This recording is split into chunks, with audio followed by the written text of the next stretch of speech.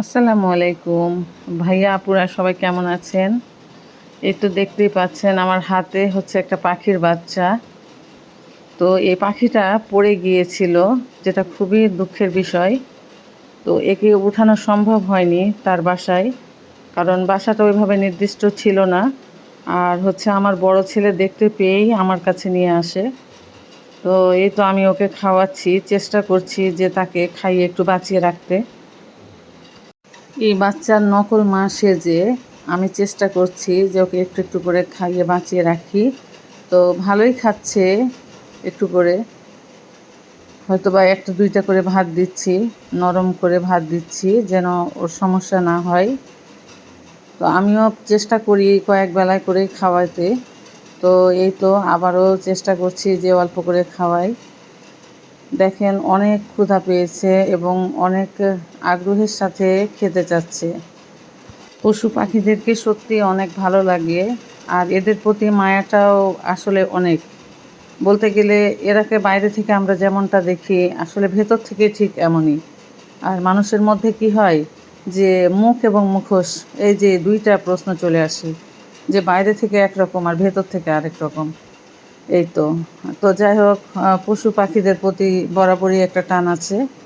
তো সেই টান থেকেই আসলে চেষ্টা করি যে তাদের প্রতি মায়া দয়া করতে, তাদের প্রতি যত্ন নিতে।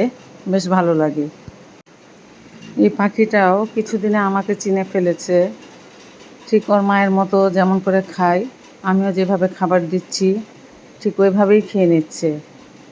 এই তো এখন একটু অন্যরকম খাবার দেওয়ার চেষ্টা করছি, এই ভাতের সাথে একটু মাছ বা এই টাইপের কিছু। শর্করার পাশাপাশি কিছু পুষ্টিকর খাবারও তো প্রয়োজন আছে। এই জন্য একটু চেষ্টা করছি যে একটু মাছগুলো হালকা করে বেছে দেই। তো এই তো অনেক সুন্দর করে খেয়ে নিয়েছে। আর গরমের দিন প্রচুর তৃষ্ণা পায়, তো এই জন্য আমি একটা ছোট ড্রপারে করে ওকে পানি খাওয়ানোর চেষ্টা করছি। মাশাআল্লাহ, খুব সুন্দরভাবে পানি খাচ্ছে।